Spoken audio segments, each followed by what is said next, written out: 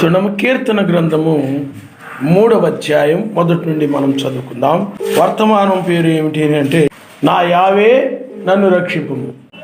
3వ అధ్యాయం మొదటి వచనం మనం చదువుకుందాం. యావే నన్ను బాధించువారు ఎంతో విస్తరించి ఉన్నారు. నా మీదికి లేచువారు అనేకులు. సర్వశక్తిమంతుని వలన అతనికి రక్షణ ఏమీ దొరకదని నన్ను గూర్చి చెప్పువారు అనేకులు. యావే నీవే నాకు కేడెముగాను, నీవే నాకు అత్యాస్పదముగాను, నా తల ఎత్తువాడవుగాను ఉన్నావు. ఎలుగెత్తి నేను యావేకు మొర్రపెట్టినప్పుడు ఆయన తన పరిశుద్ధ పర్వతము నుండి నాకు ఉత్తరమిచ్చును.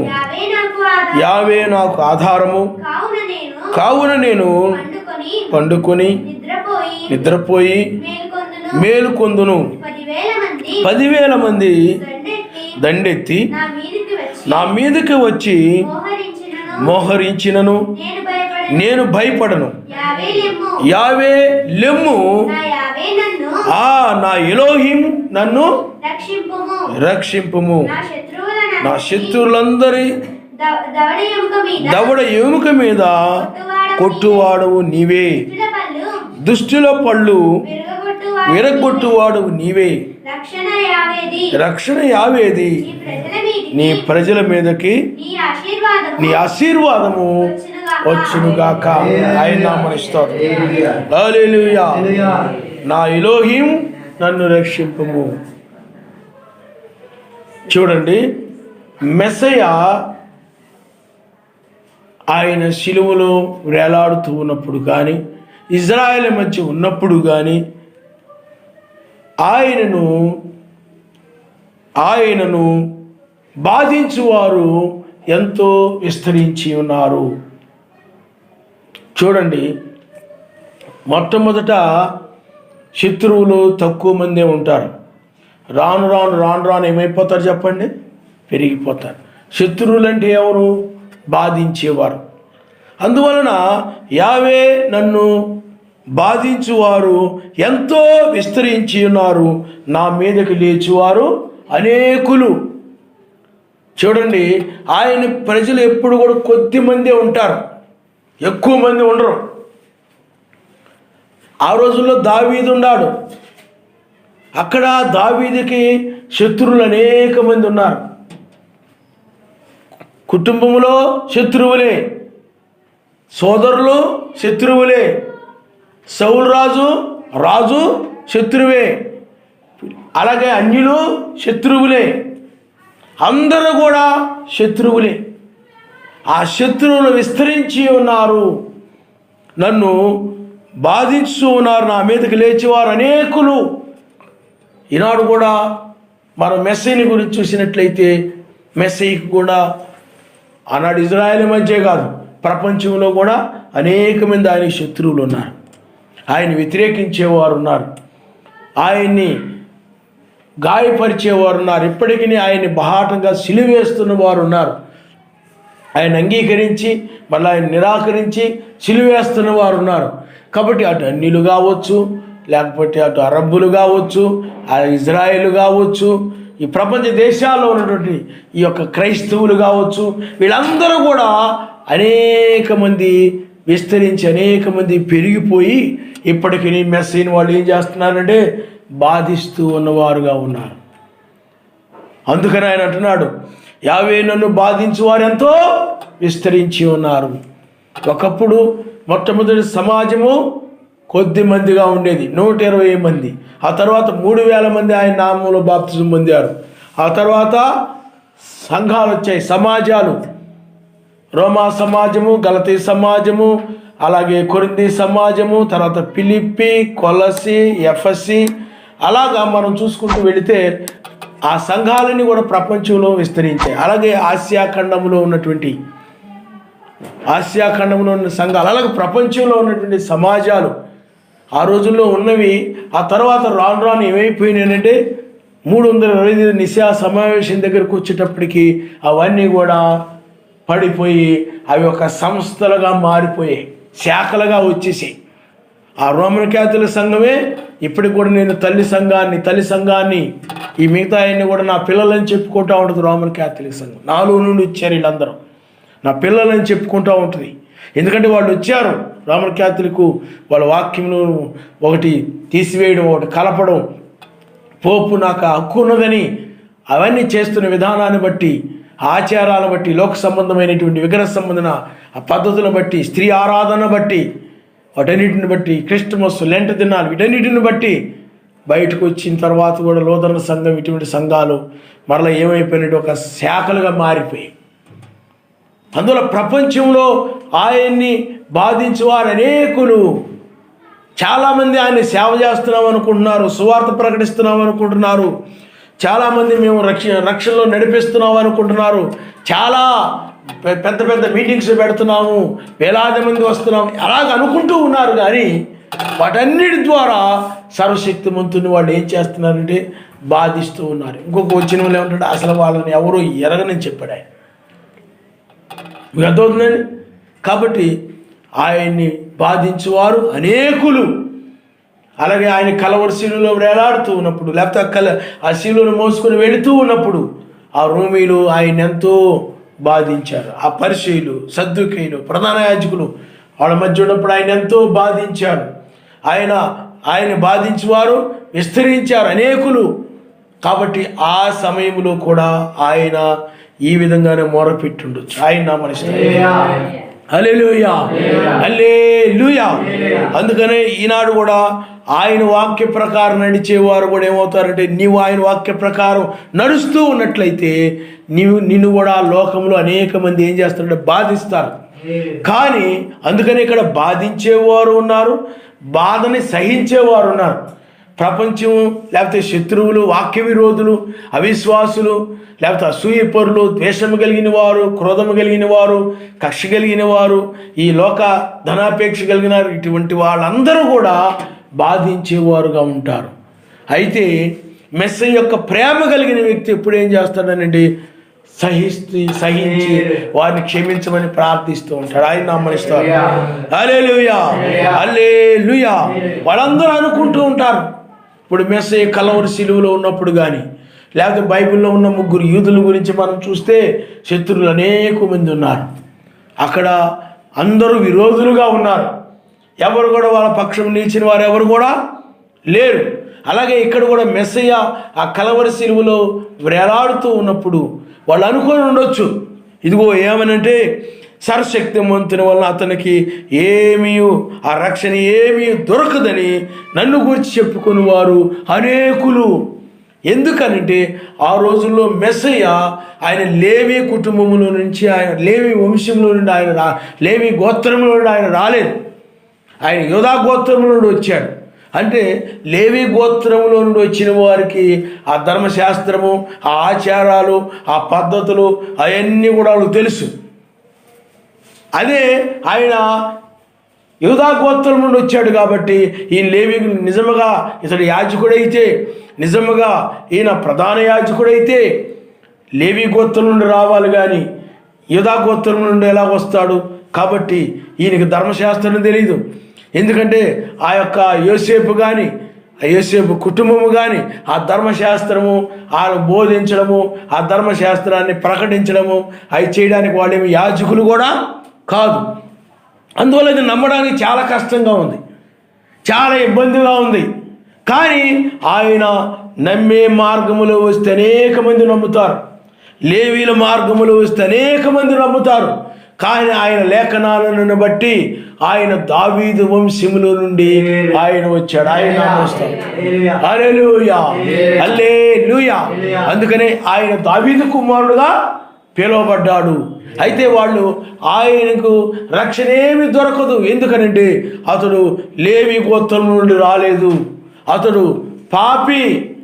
ఎందుకంటే అతడు వివాహం కాకముందే జన్మించాడు, అతడు పాపి అని చెప్పి ఆయన్ని అనేక రీతులుగా, అనేక విధాలుగా ఆయన్ని ఆ యొక్క బాధించి ఈయనకేమీ రక్షణ దొరకదు, పాపాత్ముడితడు, పాపపు బోధకుడితడు, ధర్మశాస్త్రం అంతా కూడా మీరిపోతున్నాడు, మోషే ధర్మశాస్త్రాన్ని ఇతడు అనుసరించడం లేదు, మేము మోషే శిష్యులమి, మేము మోషే యొక్క అనుచరులమి, ధర్మశాస్త్రం అంతా మాకు తెలుసు, ఈయనకి ధర్మశాస్త్రం ఏమీ తెలియదు అని చెప్పి ఆయన్ని యావే వలన ఈయనకి రక్షణ దొరకదని అనేక మంది ఆ రోజుల్లో చెప్పుకున్నారు. ఈ రోజును కూడా నీ గురించి అలాగే చెప్పుకుంటారు, నీ గురించి కూడా అలాగే చెప్పుకుంటారు. ఎందుకు చెప్పుకుంటారండి?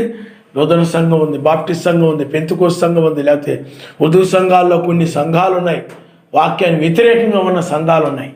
ఇలాగా వీళ్ళు చాలామంది ఏమనుకుంటారంటే వేకు నక్షత్రం అనగా ఆయనకు సెకండ్ కమింగ్ అనగా ఏమండి అది మాకు తెలుస్తుంది, మేము నిజమైన మార్గంలో ఉన్నాం, సత్యమైన మార్గంలో ఉన్నాం, మాకు తెలుస్తుంది. ఇంత గొప్ప సంఘం అయి ఉండి, ఇంత ఆశీర్వదించబడిన సంఘము, ప్రపంచం అంతా విస్తరించిన సంఘము, ఆ లోదన గొప్ప భక్తుడు, ఆయన చేత నిర్మించబడినటువంటి సమాజము, మాకు ఆయన రాకడ తెలుస్తుంది కానీ, ఆయన రాకడ మాకు తెలుస్తుంది కానీ మిగతా వాళ్ళకి అది తెలీదు అని ఏ సంఘానికి ఆ సంఘం అనుకుంటా ఉన్నాయి, ఏ సమాజానికి ఆ సమాజం అనుకుంటూ ఉన్నారు. అందువలన వేకు నక్షత్రం యొక్క వర్తమానము ఈ లోకంలో మనుషులకి విశ్వసించడం కష్టంగా ఉంటుంది. ఇప్పుడు ఈ వర్తమానం ఉంది, ఈ తీర్పు వర్తమానం ఇది. ఇప్పుడు ఆయన నన్ను తీసుకొని వచ్చేటప్పుడు ఏ పాస్టర్ల కుటుంబంలో పుట్టించి, ఆ పాస్టర్ పెద్ద సంఘానికి లేకపోతే ప్రపంచంలో పెద్ద సంఘానికి ఆయన పాస్టర్ అయ్యి ఉండి, ఆ విధంగా ఒక పాస్టర్ కుటుంబం నుండి తీసుకొచ్చాడు అనుకోండి, లేకపోతే ఒక బ్రహ్నాం గారి కుటుంబం నుండి తీసుకొచ్చాడు అనుకోండి, ఒక జాన్సన్ గారి కుటుంబం నుండి తీసుకొచ్చాడు అనుకోండి, ఇంకొకరి కుటుంబం నుండి తీసుకొచ్చాడు అనుకోండి, చాలామంది నమ్ముతారు, చాలామంది విశ్వసిస్తారు. కానీ ఆయన నమ్మే మార్గములు ఆయన రాడు, ఆయన నామనిస్తాడు. హల్లెలూయా, హల్లెలూయా. అందుకనే సర్వశక్తిమంతుడు ఎప్పుడు కూడా ఒక ప్రణాళిక కలిగి ఉంటాడు. ఆ ప్రణాళిక ఏమిటనంటే, ఇప్పుడు మనము మోషేను గురించి మనం చూస్తే, మోషే ఆ యొక్క పిలుపు ఏమిటంటే, మోషే యొక్క పిలుపు ఎందుకనంటే, ఎవరైనా కానీ ఆయన చేత పిలువబడినట్లయితే ఆ పిలుపు ఏమిటో ఎరగాలి, ఆ పిలుపు తెలియాలి. కాబట్టి అక్కడ మోషే సర్వశక్తిమంతుని చేత పిలువబడినవాడు. ఎందుకు పిలువబడ్డాడంటే ఐగుప్తు దేశంలో నుండి బయటకు తీసుకొని వెళ్ళాలి కాబట్టి. అందుకని అతడు ఐగుప్తులో పుట్టాడు. ఐగుప్తులో పుట్టి ఐగుప్తు నుండి బయటికి ఆ యొక్క ఇజ్రాయెల్ని తీసుకుని వెళ్ళాడు. ఆయన నామమున హల్లెలూయా, హల్లెలూయా. అలాగే మనం మెస్సీని గురించి మనం చూసినట్లయితే, మెస్సీ ఎక్కడ పుట్టాడు చెప్పండి? ఇజ్రాయెల్ మధ్య పుట్టాడు. వాళ్ళు యోధా మతాన్ని వాళ్ళు అనుసరిస్తూ ఉండేవారు. ఆ యోధా మతం నుండి వేరు చేయడం కోసమై ఆయన యోధా మత జనుల మధ్య ఆయన జన్మించాడు. ఆయన అందుకనే ఆయన యోధా మతము నుండి ఆయన ఆ యొక్క వధువుని బయటికి పిలిచాడు ఆయన. అందుకనే మోషే కూడా ఐగుప్తు నుండి బయటికి పిలిచాడు ఆయన. అందుకని ఐగుప్తులో పుట్టాడు, ఐగుప్తులో పుట్టాడు. అలాగే మనము బ్రహ్నాం గారిని కానీ జాన్సన్ గారిని కానీ వీళ్ళని చూసినప్పుడు వాళ్ళ కుటుంబంలోని వాళ్ళు ఇంతకుముందు ఏ రోమన్ క్యాథలిక్ సంఘమో లేకపోతే బాప్టిస్ట్ సంఘానికో ఇంకో దానికో వాళ్ళు చెంది ఉండొచ్చు. కానీ వాళ్ళ సంఘ శాఖల్లో పుట్టి ఉండొచ్చు వాళ్ళు. కానీ వాళ్ళు ఆ సంఘ శాఖల్లో నుండి బయటకు వచ్చి సంఘ శాఖల్లో ఉన్నటువంటి వధువుని వాళ్ళు పిలిచారు. ఆయన పరిచర్యని బట్టి వాళ్ళు ఆ విధంగా జన్మించడం జరిగింది.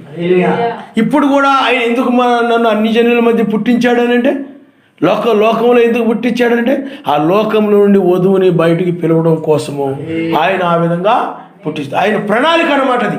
కానీ నమ్మడానికి అది ఎలా ఉంటుంది చెప్పండి? కష్టంగా ఉంటుంది, ఇబ్బందిగా ఉంటుంది. ఆ రోజుల్లో కూడా మెస్సయ్య ఆ యోధామృతం నుండి బయటకు పిలవడానికి ఆయన ఆ విధంగా జన్మించాడు. ఆయన వధువుని బయటికి పిలవడం, ఇప్పుడు కూడా అన్ని జనుల మధ్య నుండి ఆయన వధువుని బయటికి పిలవడం కోసము ఆయన ఆ విధంగా జన్మింప చేయడం జరుగుతుంది. ఎందుకంటే అది ఆయన పద్ధతి, అది ఆయన మారనివాడు, నిన్న నేడు నిరంతరం ఏకరీతిగా ఉండేవాడు. ఆయన ఆ విధానంలో ఆయన కార్యాలు చేస్తూ ఉంటాడు. కాబట్టి అందువలన ఆ రోజుల్లో మెస్సీని కానీ మోషేని కానీ లేకపోతే బ్రహ్నం గారు, జాన్సన్ గారు మొదలైన వాళ్ళని విశ్వసించడము ఆ రోజుల్లో కష్టంగా ఉండేది. అందువల్ల వాళ్ళు ఏం చేసేవాళ్ళండి, మేము ఎప్పటి నుండో ఉన్నాము, ఈ సంస్థలు సంఘాలు ఇవన్నీ మేము ఎరుగుదము, మేము ఆ యొక్క పెద్ద పెద్ద ప్రత్యక్షతల ద్వారా మేము కట్టబడ్డాము అనే అభిప్రాయంతో ఉన్నారు. ఆ సంఘ శాఖల్లో పుట్టినటువంటి వీరు ఆయన అభిషేకం పొందిన వారే ఆ సంఘ శాఖ నుండి వధువుని బయటికి పిలిచారు. కానీ సంఘ శాఖలు ఏమనుకునే చెప్పండి, మా విధానాల ప్రకారం లేడు కాబట్టి, మా బోధల ప్రకారం లేడు కాబట్టి, ముగ్గురు దేవుళ్ళు అని కాకుండా ఒక్కడేని బోధిస్తున్నారు కాబట్టి, వారి సిద్ధాంతాలని ముగ్గురు, అవి లెంట దినాలు పాటించడం లేదు కాబట్టి, క్రిస్టమస్ పాటించడం లేదు కాబట్టి, ఒక్కడైనా బోధిస్తున్నారు కాబట్టి, తండ్రి కుమార్ పరిశుద్ధాత్మలో బాప్తిజము ఆ యొక్క ఇవ్వకుండా ఆయన నామంలో బాప్తిజం ఇస్తున్నారు కాబట్టి, ఈ జాన్సన్ గారు, బ్రహ్నం గారు సంబంధించిన మనకు సంబంధించిన కాదన్నారు. వాళ్ళు పాపులు అన్నారు. మెస్సయ్యని ఎలాగో అలాగే వాక్యం మీద నువ్వు కూడా నిలబడినప్పుడు నేను కూడా లోకం ఏం చేస్తా చెప్పండి, పాపులనే ముద్ర వేస్తాయి. పాపులనే ముద్ర వేసి సర్వశక్తిమంతుల వల్ల వాళ్ళకేమి రక్షణ దొరకదు. ఆయన చేత కట్టబడిన సంఘాలు ఇవన్నీ, సమాజాలు ఇవన్నీ మమ్మల్ని తప్పుడు బోధలని, మహావేశులని, లేకపోతే వేసి యొక్క పిల్లలని, లేకపోతే ఆ యొక్క సర్ప సంతానం అని అలాగ అంటున్నారు. కాబట్టి ఇలాగ మమ్మల్ని నీతిమంతుల బిడ్డలు మేము, అబ్రాహాము సంతానం మేము నిజమైన క్రైస్తవులు మమ్మల్ని ఈ విధంగా వాళ్ళు ఖండిస్తూ ఉన్నారు. కాబట్టి ఆ విధంగా అంటూ ఉన్నారు కాబట్టి వీళ్ళకి రక్షణ దొరకదు అని ఆ విధంగా అనుకునేవారు ప్రతి కాలంలో అనేకులు ఉన్నారు. ఆయన నామమున హల్లెలూయా. నీవు కూడా ఆ వాక్య వ్యతిరేకమైన వాక్య వ్యతిరేకమైన బోధలను, వాక్య వ్యతిరేకమైన సిద్ధాంతాలను ఆ బైబిల్లో అవి లేవని మీరు వాక్యానికి వ్యతిరేకంగా ఉన్నారన్నప్పుడు వారు కూడా నిన్నేం చేస్తారు చెప్పండి, వాక్యాన్ని వీళ్ళు నిరాకరిస్తున్నారు, వీళ్ళు సత్యంలో లేరు అని ఆ దుర్బోధనలో ఉండే నిన్ను సత్యంలో లేవని వాళ్ళు ఏం చేస్తారనండి, నీకు ఈ యొక్క సర్వశక్తిమంతుని రక్షణ దొరకదని వాళ్ళు ఆ విధంగా చెప్తుంటారు. కాబట్టి ఆ రోజుల్లో కూడా ఆ విధంగా చెప్పేవారు. ఇప్పుడు కూడా నువ్వు ఏదైతే వాక్య వ్యతిరేకమైన దాన్ని విడిచిపెట్టి వచ్చావో వాళ్ళందరూ కూడా విడిచిపెట్టి వచ్చిన వాళ్ళు, ఆ యొక్క నువ్వు విడిచిపెట్టిన వాళ్ళందరూ కూడా నిజమైన సత్యాన్ని వీళ్ళు విడిచిపెట్టి వెళ్ళారు, వీళ్ళకి రక్షణ దొరకదు అని అనుకుంటూ ఉంటారు. ఎందుకంటే వాళ్ళు రక్షణలో ఉన్నామని అభిప్రాయపడుతూ ఉంటారు. రక్షణలో ఉన్నామని భ్రమలో ఉండి వాళ్ళు ఆ విధంగా మాట్లాడుతూ ఉంటారు. ఆనాడు పరిసయ్యులు, సద్దూకయ్యులు, ప్రధాన యాజకులు అందరూ కూడా ఆయన యొక్క రక్షణలో ఉన్నామనుకున్నారు. కానీ ఆయన భూమి మీద నుండి వెళ్ళిన మరుక్షణమే వాళ్ళకు భయంకరమైన ఉగ్రత వచ్చింది. వాళ్ళ మీద రోమీయులు లేపబడ్డారు. అదైనా వాళ్ళకి ఇజ్రాయెల్ మీద దాడి జరిగింది. ప్రపంచ నలుదిక్కులకి చెదరగొట్టబడ్డారు. అంతవరకు బాగానే ఉంది. ఇప్పుడు లోకం పరిస్థితి కూడా అంతగా బాగానే ఉంటుంది. మేము రక్షణలో ఉన్నాం, మాకు సైన్స్ తెలుసు, టెక్నాలజీ ఉంది, అది ఉంది, ఇది ఉంది, మేము మా ప్రపంచం మేమంతా బాగున్నాం, మాకేం పర్వాలేదు ప్రపంచం అనుకోవచ్చు. కానీ నీతిమంతులు ఎత్తబడిన మరుక్షణమే భూమి మీదకి ఉగ్రత వచ్చేది. ఆయన నామమునిస్తారు. హల్లెలూయా. కాబట్టి యావే నీవే నా కేడెముగాను, నీవే నాకు అతిశయాస్పదముగాను, నా తల ఎత్తువాడుగాను ఉన్నావు. ఆయన నామమునిస్తారు. హల్లెలూయా. అప్పుడు నీవే నా కేడెము, కేడెమనగా రక్షణ, డాలు. కేడెమనగా ఏమిటి చెప్పండి, డాలు. ఇజ్రాయేలు ఉన్నారు, ఐగుప్తు సైన్యం ఉంది. ఇజ్రాయేలుకి ఐగుప్తు సైన్యానికి మధ్య ఆయన డాలు వలె నిలిచాడు అన్నమాట. సైనికుడి చేతిలో డాలు ఉంటుంది, పళ్ళెం లాంటిది ఉంటుంది. అతడు దాన్ని చేతిలో పట్టుకుంటాడు, ఒక చేతిలో ఖడ్గం పట్టుకుంటాడు. ఆ శత్రువు ఆ యొక్క బాణాలు వేసినప్పుడు ఈ పళ్ళాన్ని అడ్డు పెట్టి కత్తితో యుద్ధం చేస్తూ ఉంటాడు. ఈ పళ్ళాన్ని ఆ శత్రువు ఆ ఖడ్గాన్ని ఇలా విసిరినప్పుడు పళ్ళాన్ని అడ్డు పెట్టేసి ఈయన ఖడ్గాన్ని విసురుతుంటాడు. ఆ విధంగా అది ఒక రక్షణ. అందుకనే అక్కడ ఇజ్రాయేలుకి ఐగుప్తీయులకు మధ్య ఆయన రక్షణగా నిలిచాడు. ఎవరైనా కానీ ఇజ్రాయేల్ దగ్గరకు రావాలంటే ఏం చేయాలి, సర్వశక్తిమంతుడిని జయించి అప్పుడు రావాలి. సర్వశక్తిమంతుడిని జయించి ఇజ్రాయేల్ దగ్గర రావాలి. మరి సర్వశక్తిమంతుని వాళ్ళు జయించగలరా? అందుకనే వాళ్ళు కలవరపడిపోయారని ఉంది బైబిల్. ఇప్పుడు కూడా నిన్నెవరైనా జయించాలంటే, నిన్నెవరైనా నిన్నెవరైనా ఎత్తుకెళ్ళాలండి, అందుకే బైబిల్లో నా చేతిలో నుండి ఆ గొర్రెల్ని ఎవరు అపహరించలేరు అంటాడు. నిజమైనటువంటి గొర్రె పిల్ల యొక్క జీవగ్రంథంలో ఎవరి పేర్లైనా రాయబడి ఉన్నట్లయితే వాళ్ళని అపవాది వాడు అపహరించలేడు. అందుకని ఇజ్రాయేల్ దగ్గరికి ఆ యొక్క ఐగుప్తులు రాలేకపోయారు. కారణం ఎందుకంటే ఆయనే అక్కడ డాలుగా నిలిచాడు. ఆయన అక్కడ ఉన్నాడు. ఎవరైనా ఇజ్రాయేల్ దగ్గరికి వెళ్ళాలంటే ఆయన్ని జయించాలి.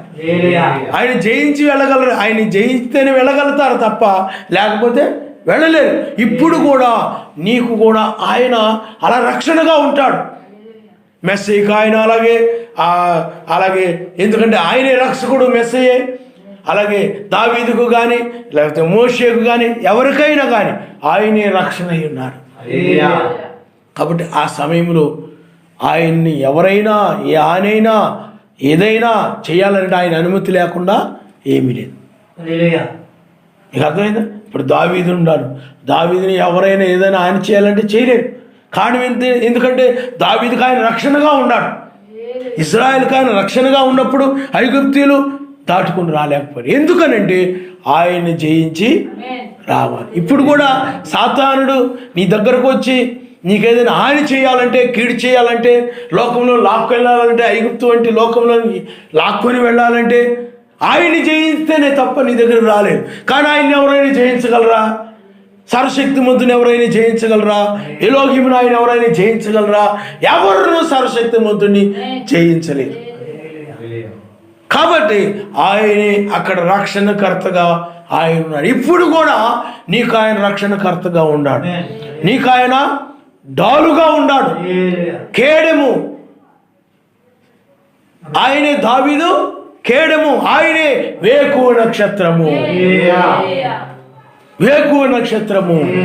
అందుకని ఆనాడు ఇజ్రాయిల్ని ఐగుప్తు తీసుకుని వెళ్ళడానికి ఆ యొక్క ఇజ్రాయిల్ ఐగుప్తు తీసుకుని వెళ్ళడానికి ఐగుప్తు సైన్యమునకు ఏ విధంగా అయితే వీలు పడలేదో అలాగే నీవు ఆత్మ సంబంధమైన ఇజ్రాయిల్ అయినటువంటి నిన్ను కూడా సాతానుడు వాడు లోకమును లాక్కొని వెళ్ళాడు. కారణం ఎందుకనంటే ఆయన నీకు డాలుగా ఉన్నాడు.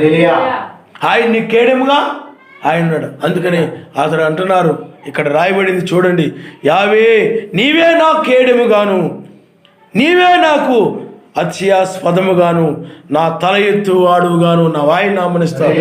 అంటే తలగా ఉంచుతాడు కానీ తోకగా ఉంచాడు. అలాగే తల ఎత్తు వాడుగా అంటే సిగ్గుపడేవాడుగా ఉంచువు అని ఇజ్రాయిల్ ఉన్నారు.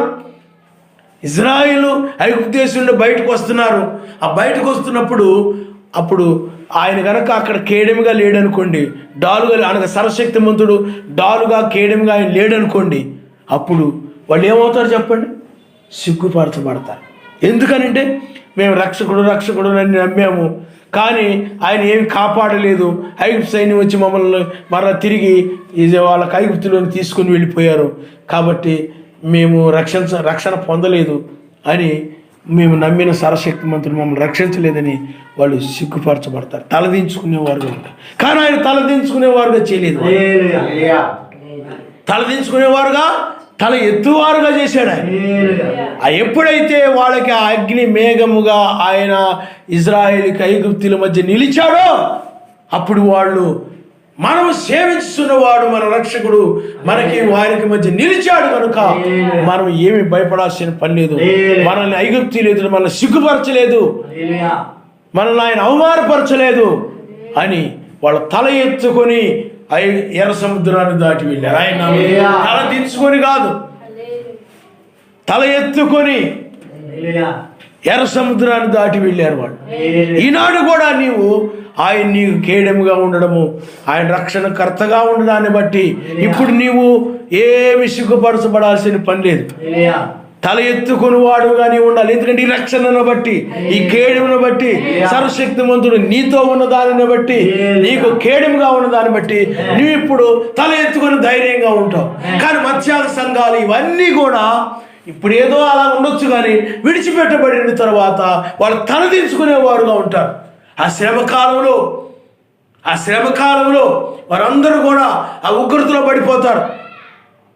నక్షత్రాలు రాలి పడిపోతుంటాయి, ఆకాశం సురసుర రగులుకొని కింద పడిపోతూ ఉంటుంది. చాలా భయంకరమైన పరిస్థితి, భూకంపాలు వచ్చేస్తాయి. వడగళ్ళు కురుస్తూ ఉంటాయి, నీరు రక్తంగా మారిపోద్ది.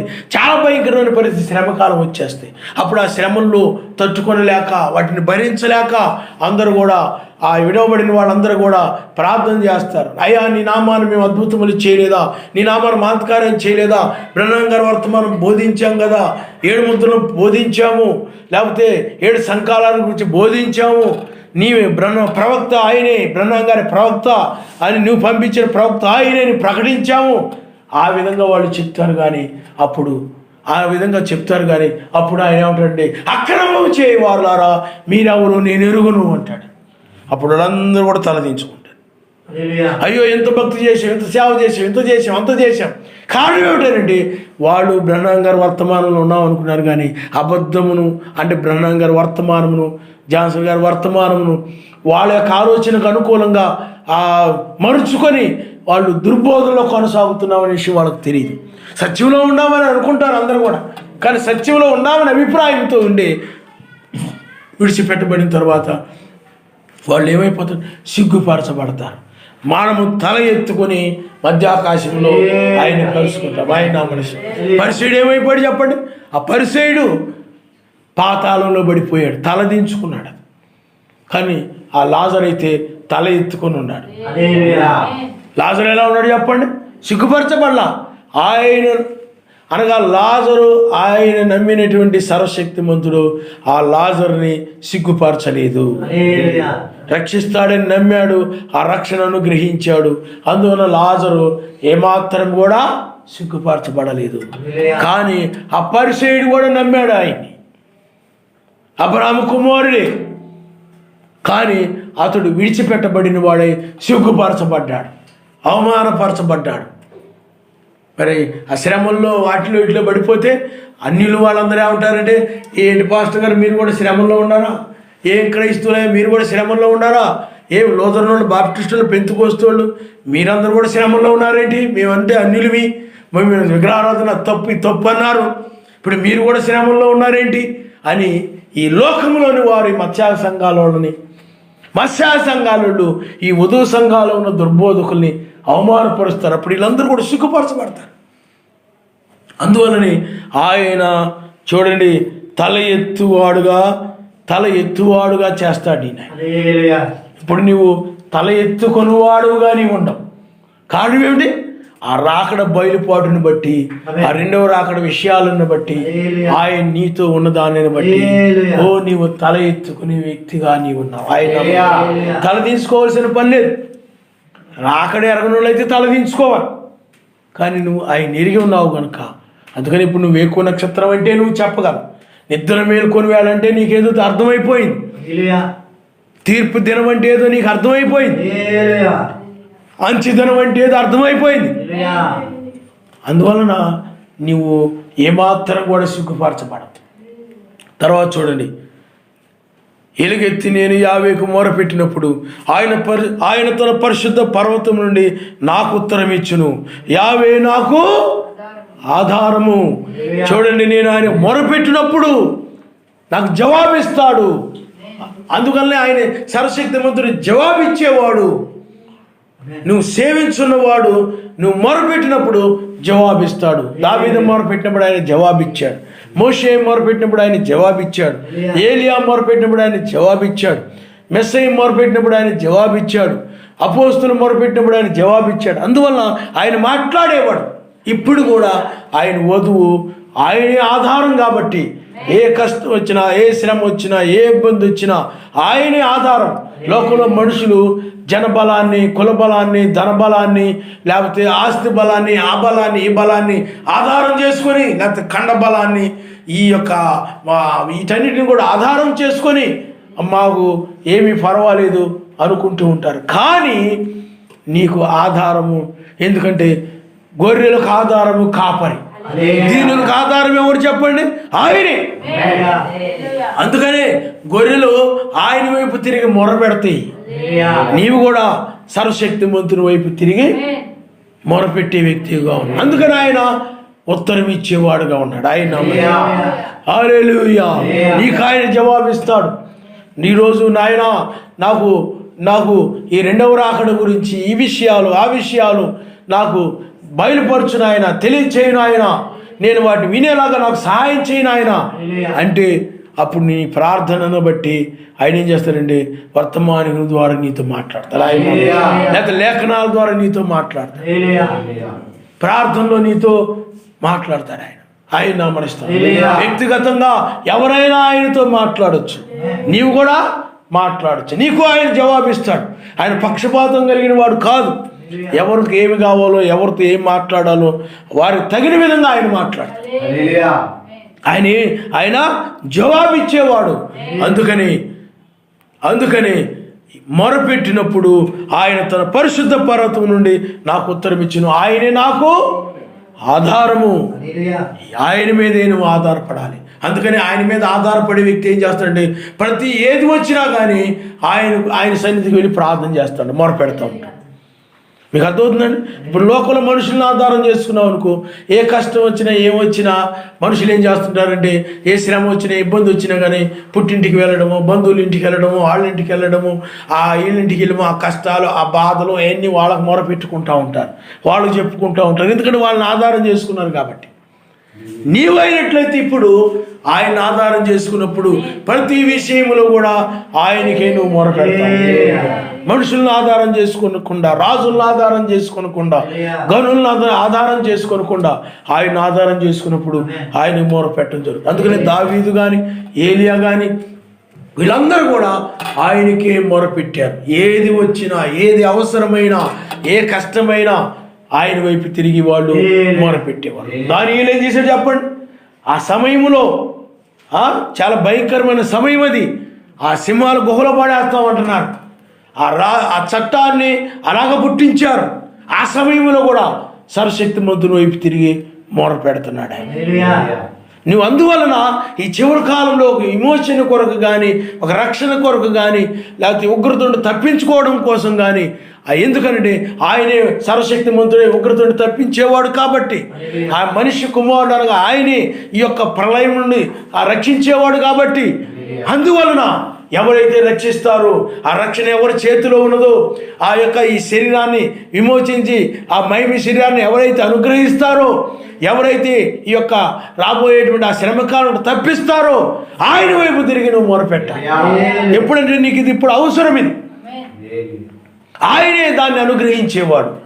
అందుకనే ఎవరి దగ్గర అయితే ఏదైతే ఉంటుందో దాన్ని, అది మనకు అవసరమైనప్పుడు వాళ్ళ దగ్గరికి వెళ్ళి మనం మొరపెడతాం, అడుగుతాం. ఇప్పుడు నీకు డబ్బు అవసరమైంది అనుకోనండి, ఆ డబ్బు అవసరాన్ని బట్టి నువ్వేం చేస్తానంటే ఆ బాగా డబ్బున్న వ్యక్తి దగ్గరికి వెళ్ళి నాకు ఇంత డబ్బు కావాలని అడుగుతాం. కారణం ఎందుకంటే డబ్బు అతని దగ్గర ఉంది కాబట్టి.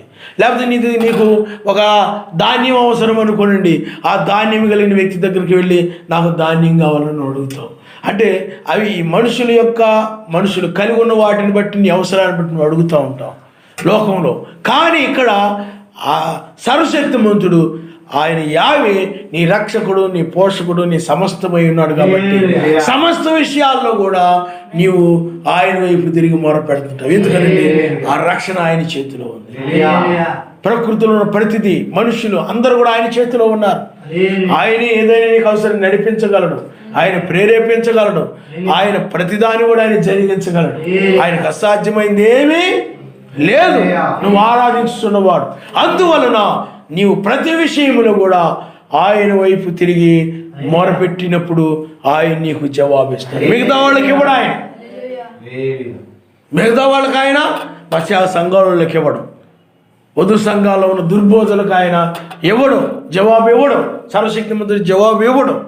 నీకు మాత్రమే ఆ సర్వశక్తిమంతుడు జవాబిస్తాడు. ఆయన నామడిస్తాడు. నువ్వు మొరపెట్టాలే కానీ నువ్వు ఆ దివారాత్రులు ప్రార్థించు, రాత్రింబగులు ప్రార్థన చేయి, ఎల్లప్పుడూ ప్రార్థన చేయి, ఆయన మాట్లాడతాడు. నువ్వు కానీ ఏలియాతో మాట్లాడాడు, ఆయన గొప్ప భక్తులు కాబట్టి, అపోస్తలుడైన పౌలుతో మాట్లాడాడు, ఆయన గొప్ప భక్తుడు కాబట్టి, లేకపోతే మోషేతో మాట్లాడాడు, ఆయన గొప్ప భక్తుడు కాబట్టి, వాళ్ళు కూడా మనలాంటి మనుషులే. కానీ వాళ్ళు ప్రార్థించారు, ఆయన నామనిస్తారు. ఎల్లప్పుడూ ప్రార్థించారు. నీలాగా అరగంట చేసి, లేకపోతే ఒక పూట చేసి, లేకపోతే మానేసి ఇంకా వారం రోజులు 10 రోజులు మళ్ళీ ప్రార్థన చేయకుండా, లేకపోతే ఒక రోజు చేసి, ఏదో కష్టం వచ్చినప్పుడు, శ్రమ వచ్చినప్పుడు, ఇబ్బంది వచ్చినప్పుడు చేసి, అది తొలగిపోగానే మళ్ళీ హ్యాపీగా ప్రార్థన మానేసి అలాంటి ప్రార్థనకు ఆయన జవాబు ఇవ్వడు. ఆయన వాళ్ళు ప్రార్థించారనంటే ఆయన జవాబు ఇచ్చే వరకు కూడా ప్రార్థనలు ఉండేది, లేచేవారు కదా. ఏదైనా మొరపెడుతున్నారంటే ఆయన మాట్లాడే వరకు కూడా లేచేవారు కదా. నువ్వు ఆయన మాట్లాడకపోయినా ఆ సర్వశక్తిమంతుడు ఏ జవాబు ఇవ్వకపోయినా ఏదో ప్రార్థన చేయాలి కాబట్టి చేస్తుంటావే తప్ప నువ్వు మొరపెట్టిన దానికి ఆయన జవాబు ఇచ్చే వరకు నీవు ఉండవు. ఆ జవాబు గురించి కూడా పెద్ద పట్టించుకో. కాబట్టి నువ్వు ప్రార్థన చేస్తే, ఎల్లప్పుడూ ప్రార్థన చేస్తే, దివారాత్రులు ప్రార్థన చేస్తే ఆయన జవాబు ఇచ్చేవాడుగా ఉన్నాడు. అందుకని నాకును నా ప్రతివాదికిని ఆమె ఏం చేస్తుందో న్యాయం తీర్చమని మొర పెడతా ఉంది. ఆమె అస్తమాను వచ్చి గోజాడుకుంటున్నట్లు ప్రతిసారి వచ్చి అడుగుతా ఉంది. నీవు కూడా ప్రతిసారి ఆయన్ని మొదలు పెడతా ఉన్నప్పుడు ఈమె అస్తమాను వచ్చి మొర పెడతా ఉంది. ఈమె అడిగింది ఇచ్చేద్దాం, ఈయన అడిగింది ఇచ్చేద్దాం అని ఆయన నువ్వు అడిగిన దానికి జవాబు ఇచ్చేవాడుగా ఉంటాడు. ఆయన మరి నువ్వు దివారాత్రులు ప్రార్థన చేస్తున్నావా?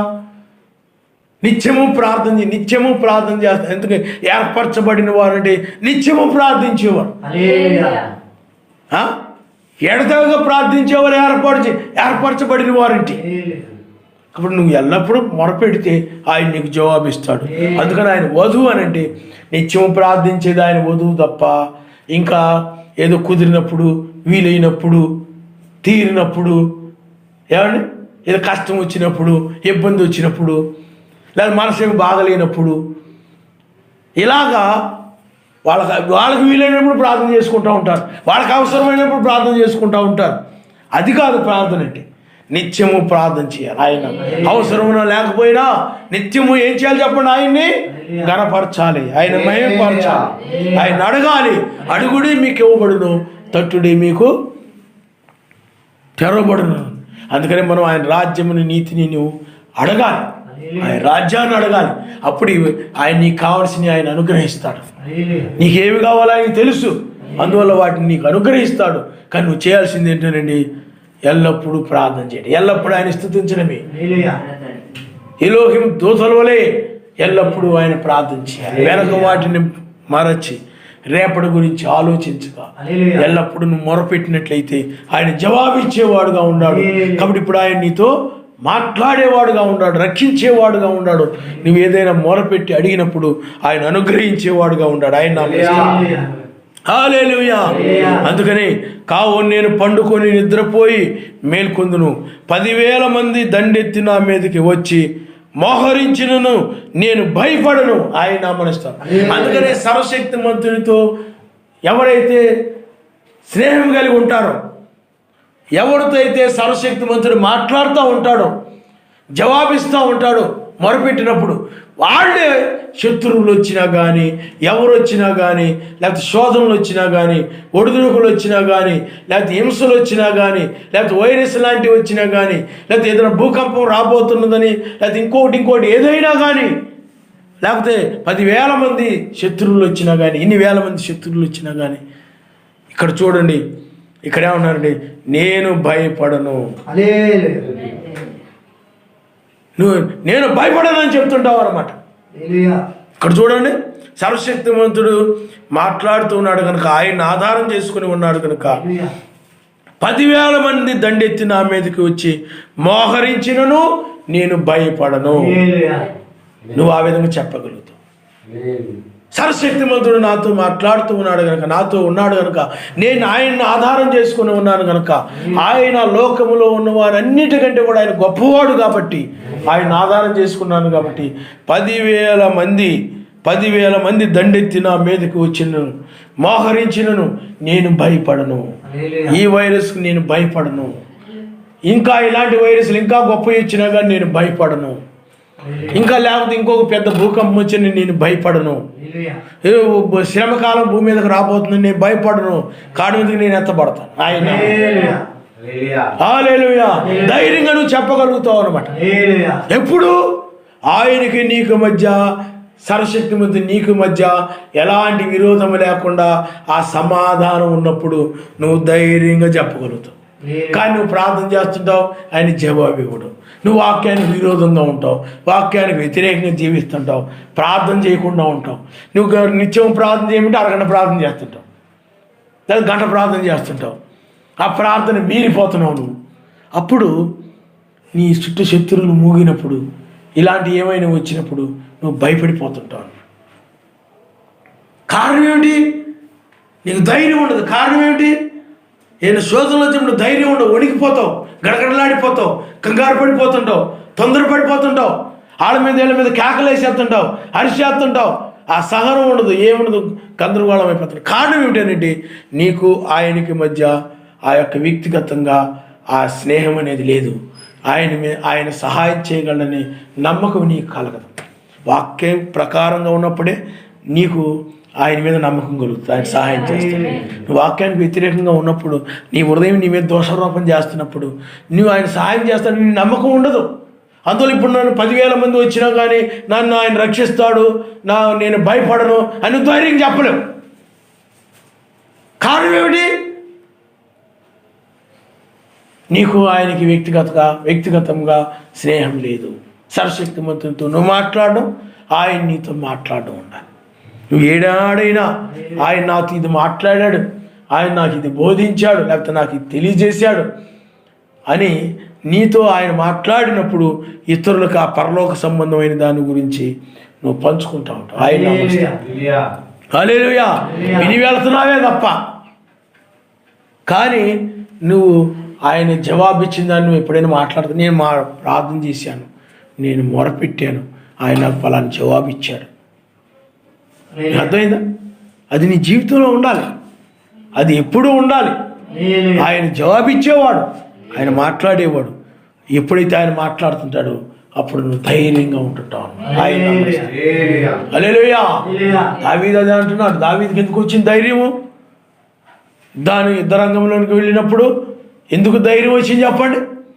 దావీదు ఎల్లప్పుడూ కూడా ఆయన స్తుతిస్తూ కీర్తిస్తూ ఉండేవాడు. దావీదు ఆ గొర్రెలు కాచుకుంటూ ఆ విధంగా ఉండేవాడు. ఆ యొక్క గొర్రెల మీదకి ఎలుగుబంటి కావచ్చు, సింహం కావచ్చు, మరి ఏదైనా వచ్చినప్పుడు సర్వశక్తిమంతుడు వాటిని విమోచించేటువంటి బలాన్ని, శక్తిని ఇచ్చాడు. అది దావీదుకు తెలుసు.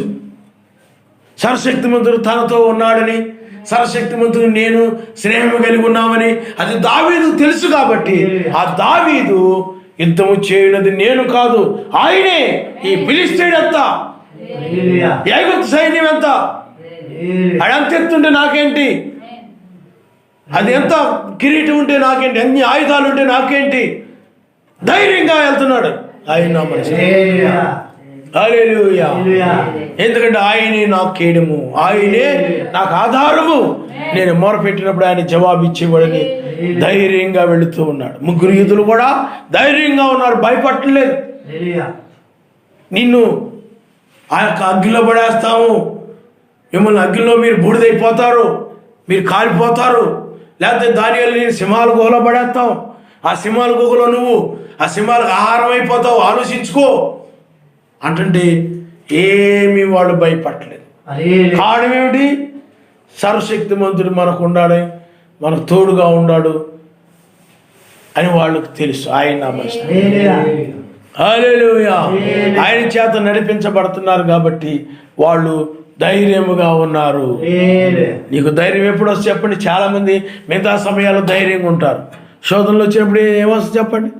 భయం వచ్చేస్తారు, వణికిపోతూ ఉంటారు. వాక్యం కోసము నిలబడిన వ్యక్తి, జీవించే వ్యక్తి, ఆయన ఆధారం చేసుకునే వ్యక్తి, ఆయన జవాబిస్తూ ఉన్నప్పుడు ఆ వ్యక్తి ధైర్యముగా ఉంటాడు, ఆయన నమ్మరిస్తాడు. హల్లెలూయా, హల్లెలూయా. కాబట్టి యావే లెమ్ము, నా ఎలోహీము నన్ను రక్షింపుము, ఆయన నమ్మరిస్తాడు. యావే లెమ్ము, నా ఎలోహీం నన్ను రక్షింపుము. నా శత్రులందరినీ దవడ ఎముక మీద కొట్టువాడు నీవే, దుష్టుల పళ్ళు విరగొట్టువాడు నీవే. ఈనాడు కూడా నీకు వెలుపల శత్రువులు ఉన్నారు, మనుషులు వెలుపటి శత్రువులు, కానీ లోపల శత్రువులు ఉన్నారు. హృదయంలో నుండి పుట్టేవే మనుషుని అపవిత్రపరుస్తేనే బైబిల్లో రాయబడి. హృదయంలో నుండి పుట్టేవే మనుషులు ఏం చేస్తాయంటే చెప్పండి, అపవిత్రపరుస్తూ ఉంటాయి. కాబట్టి యావే లెమ్ము, యావే నన్ను రక్షింపుము. దేని నుండి రక్షణ? ఇప్పటి వరకు లోకంలో మనుషులు శత్రువులుగా ఉన్నారని వారి నుండి రక్షణ గురించి మనము నేర్చుకుంటూ వచ్చాం. కానీ ఇప్పుడు లోపల శత్రువు ఉన్నాడు. లోపల మనము మార్కు సువార్త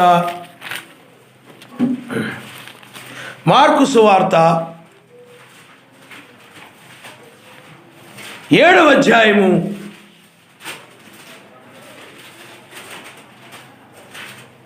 21వ వచనం నుండి మనం చదువుకుందాం. లోపల నుండి అనగా మనుషుల హృదయముల నుండి దురాలోచనలు, జారత్వములను, దొంగతనములను, నరహత్యలను, వ్యభిచారములను, లోభములను, చెడుతనములను, కృత్రిమమును, కామవికారమును, మత్సరమును, ఎలోం దూషణయు, అహంభావును, అవివేకమును వచ్చును. ఈ చెడ్డవన్నీ లోపల నుండే బయలు వెళ్ళి మనుష్యుణ్ణి అపవిత్రపరచునని ఆయన చెప్పాను. ఆయన హల్లెలూయా. ఇప్పుడు ఇవి లోపల నుండి వస్తుంటాయి. ఇవి నువ్వు రక్షించబడాలంటే లోపల వాటిని జయించాలి. వెలుపటి వాటి విషయంలో నువ్వు ధైర్యంగా ఉంటున్నావు. ఎప్పుడు ఆ ధైర్యం వస్తానంటే వెలుపటి వాటిని విషయంలో ఎప్పుడు ధైర్యం వస్తుంటే ఇప్పుడు శ్రమకాలం రాబోతూ ఉంది. ఆ శ్రమకాలంలో నేను విడిచిపెట్టబడను, నేను ఎత్తబడతానని ఒక విశ్వాసం, ఒక ధైర్యము ఎప్పుడు వస్తానంటే లోపల నువ్వు జయించినప్పుడు ఆ యొక్క విశ్వాసం నీకు లోపల శత్రువుని జయించాలి. వాటి నుండి నువ్వు రక్షించబడాలి. మీకు అర్థమైందా? ఆనాడు ఐగుప్తు సైన్యం అంటే ఇవే, అవి వెలుపలు ఉన్నాయి, ఇవి లోపల ఉన్నాయి. అందువల్ల వెలుపల వాటి నుండి ఐగుప్తు సైన్యమును ఆయన ఏం చేశాడనంటే ఆయన రక్షించాడు. ఐగుప్తు సైన్యం నుండి ఇజ్రాయెల్ రక్షించాడు ఆయన. వెలుపల జరిగింది ఆ కార్యం. ఇంతో ఇప్పటి వరకు మనం నేర్చుకునేవి కూడా వెలుపల జరిగాయి, వెలుపలకు సంబంధించిన విషయాలు. కానీ ఇప్పుడు లోపల, అందుకనే తెల్లవారు వేకు చుక్క మీ హృదయంలో ఉదయించు వరకు ఆ వాక్యము చీకటి గల చోటున వెలుగుచు దీపమైనట్టుంది. అందుకని ఇప్పుడు వేకు చుక్క ఇప్పుడు నీ హృదయంలో ప్రకాశించినప్పుడు, ఆనాడు ఐగుప్తులకు ఇజ్రాయేల్ మధ్యకి ఎలాగా వేకు నక్షత్రముగా ఆయన, కేడెముగా ఆయన ఉన్నాడు, ఇప్పుడు కూడా నీ హృదయములో ఆయన ఉదయించినప్పుడు ఆయన ఏమైనాడు చెప్పండి? కేడెముగా ఉన్నాడు. ఆయన అమలుస్తాడు. హల్లెలూయా. ఎందుకంటే మనిషిని హృదయంలో నుండి పుట్టే మనుషులు అపవిత్రపరచునను. హృదయంలో నుండి పుట్టేవే మనిషిని ఏం చేస్తాయి చెప్పండి? అపవిత్రపరుస్తూ ఉంటాయి. కాబట్టి అపవిత్రపరిచే వాటికి పిల్లారా మీరు జాగ్రత్త గమనించండి. అపవిత్రపరిచే వాటికి ఆయన నీకును మధ్య ఆ నక్షత్రముగా ఆయన ఉన్నాడు. ఆయన నమస్కారం. హల్లెలూయా. ఎందుకంటే నీ జీవితం అపవిత్రమైనది అయిపోకుండా ఉండడం కోసము ఆయన ఆ యొక్క హృదయములో ఆయన ఏ విధంగా ఉండాలంటే తెల్లవారు వేకు చుక్క మీ హృదయాల్లో ఉదయించే వరకు. అందుకనే ఐగుప్తు నుండి బయటకు వస్తూ ఉన్నారు కానీ ఇజ్రాయిలు, కానీ ఐగుప్తు సైన్యం కూడా వాళ్ళని వెంబడిస్తూ ఉంది. అది వెలుపల జరిగింది. ఇక్కడ కూడా ఆయన యొక్క నామములు బాప్తిసం పొంది రక్షించబడిన వారుగా ఉన్నారు. కానీ వీరు ప్రయాణం చేస్తూ ఉన్నారు. కానీ వీళ్ళ హృదయంలో ఈ యొక్క శత్రువు కూడా వీళ్ళతో పాటు వస్తూనే ఉన్నాడు. మీకు అర్థమైందా? కాబట్టి వేకు చుక్క ఇప్పుడు ఉదయించినందువలన ఇప్పుడు ఏం జరుగుతుందనంటే ఆ హృదయములోనివి ఇంకా పుట్టనివ్వకుండా, ఆ హృదయంలోని వాటినన్నిటిని కూడా అవి మర్త్యమైనవి, నశించేవి. కాబట్టి వాటన్నిటి నుండి కూడా వేకు నక్షత్ర వర్తమానము ఆ దావీదు కేడెముగా ఉన్న ఆయన వీటన్నిటి నుండి కూడా ఆయన రక్షించేవాడుగా ఆయన ఉన్నాడు. ఆయన నమ్మనిస్తాడు. హల్లెలూయా, హల్లెలూయా. అందుకనే వెలుపల శత్రువులు ఉన్నారు, లోపల శత్రువులు కూడా ఉన్నారు. వెలుపల శత్రువులు ఉన్నారు, వారు నీవు సహనం కలిగి వాళ్ళ గురించి నువ్వు ప్రార్థన చేస్తావు. విశ్వాసంతో ఆయన రక్షిస్తాడని నువ్వు ధైర్యంగా ఉంటావు. లేకపోతే లోకంలో వచ్చేటువంటి వాటిని బట్టి నువ్వు ధైర్యంగా ఉంటావు. ఆ ధైర్యము ఎక్కడ దొరుకుతుందంటే హృదయంలో వేకు నక్షత్రం ఉదయించినప్పుడు నీలో అసూయ, ద్వేషము ఇలాంటివన్నీ కూడా అవి అమృతమైపోయినప్పుడు, వాటిని నువ్వు తెంచబడినప్పుడు, అందుకనే వేకుడు నక్షత్రం ఏం చేస్తుందంటే లోపల వాటిని నీ నుండి తెంచివేస్తాయి. అందుకని బైబిల్ ఏముందంటే మీరు మృతి నొందిన వారైతే, నీవు మృతి నొందడం అంటే ఏమిటి? ఈ అసూయ, ద్వేషము ఇవన్నీ కూడా ఏమైపోతాయంటే మృతి నొందుతాయి, చనిపోతాయి. అవి నీలో చనిపోయినప్పుడే ధైర్యంగా ఉంటాం. కాబట్టి ఇప్పుడు వేకు నక్షత్రము హృదయంలో పుట్టే వాటికి నీకును మధ్య హృదయంలో అది ఉదయించింది. హల్లెలూయా. నీవనగా ఏమైనావు చెప్పండి? వధువు అయి ఉన్నావు. నీవే వధువు, నీవే వాక్యం. అందుకని వాక్యానికి మీరు చాలా జాగ్రత్తగా గమనించండి. వాక్యానికి అలాగే అపవాది. అందుకనే వాక్యం అనగా వధువు, అపవాది, ఆ చెడ్డ తలంపులు, చెడ్డ ఆశలు ఇవన్నీ ఉన్నాయి.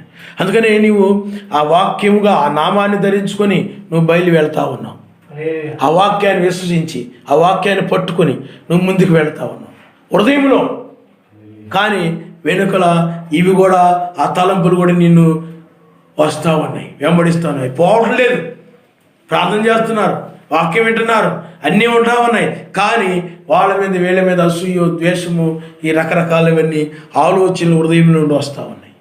ఇప్పుడు ఈ వేకు నక్షత్ర వర్తమానం ఏం చేస్తాయంటే ఆ వధువుని ఈ వెంబడించనీయకుండా ఆ వేకు నక్షత్ర వర్తమానం ఏం చేస్తే చెప్పండి? డాలుగా ఉంటుంది. అప్పుడు ఇవన్నీ ఏమవుతాయి? నీలో నుండి బయటికి వెళ్ళిపోతాయి. అవన్నీ దయ్యాలు. అవి ఏంటి చెప్పండి? దయ్యములు. అది దొంగతనం అనేది ఒక దయ్యపు సంబంధమైన ఆత్మ, వ్యభిచారం అనేది ఒక దయ్యపు సంబంధమైన ఆత్మ, అలాగే ఇక్కడ నరహత్యలు అనేది ఒక దయ్యపు సంబంధమైన ఆత్మ, దురాలోచనలు ఒక దయ్యపు సంబంధమైన ఆత్మ, ఇలాగ మత్సరం అనేటువంటి దయ్యపు సంబంధమైన ఆత్మ. అవి లోపలనే. అందుకని హృదయంలో నుండి పుట్టేవి మనిషి. అందుకని హృదయం అనేది ఒక ఘోరమైన వ్యాధి కలిగింది. అర్థమైందా? అది చాలా భయంకరమైంది. దానిలో నుండి వస్తుంటాయి అన్నమాట.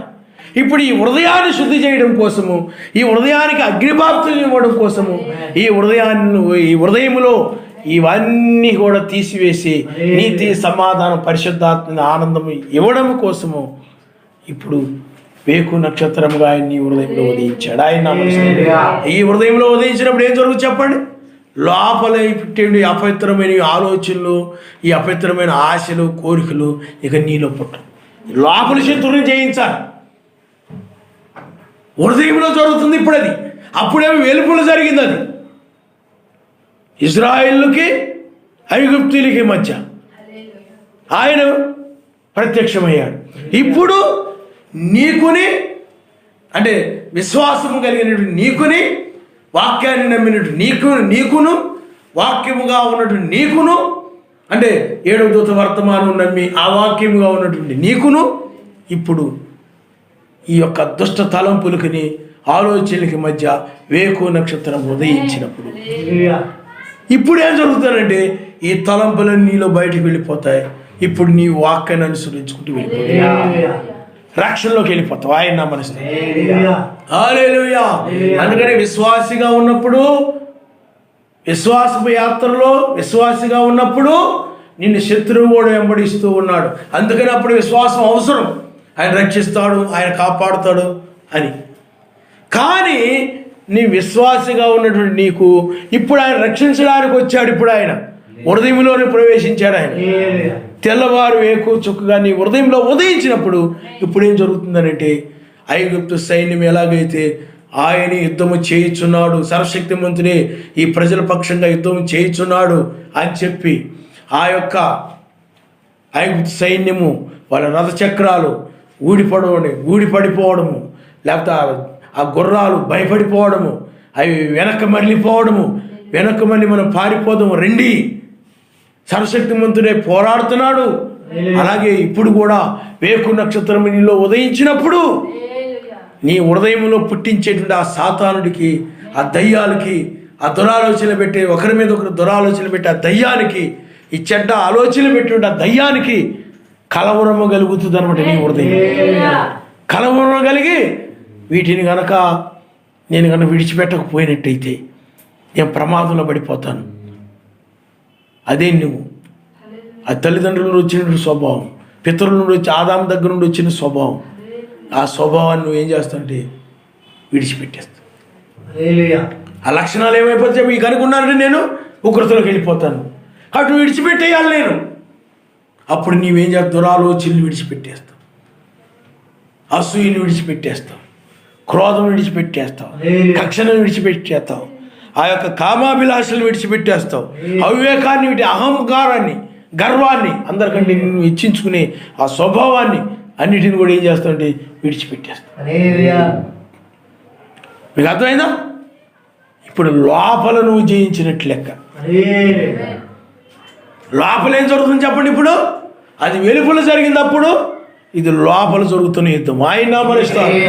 హల్లెలూయా, హల్లెలూయా. అందుకని ఆయన అగ్ని మేఘం వలె ఉన్నటువంటి ఆయన ఇప్పుడు పరిశుద్ధాత్మగా, వేకు నక్షత్రము ఆ పరిశుద్ధాత్మగా నీ హృదయంలో ఇప్పుడు ఆయన నిలిచి ఉండి ఆయన ఏం చేస్తాడనంటే ఐగుప్తు సైన్యమును కలవరపరిచిన రీతిగా నీలో ఉన్న అసూయని, ద్వేషముని ఆయన కలవరపరిచినప్పుడు అవి నిన్ను వదిలిపెట్టి వెళ్ళిపోతాయి. అప్పుడు నీ నీతి, సమాధానము, పరిశుద్ధాత్మ ఆనందము కలిగి నీవు ఉగ్రత నుండి రక్షించబడతావు. అందుకనే ఇది హృదయములో జరుగుతున్నటువంటి యుద్ధం.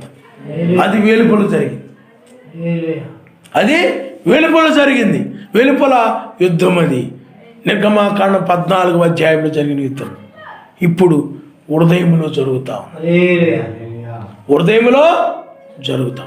ఐగుప్తు సైన్యం అంటే ఎవరు చెప్పండి?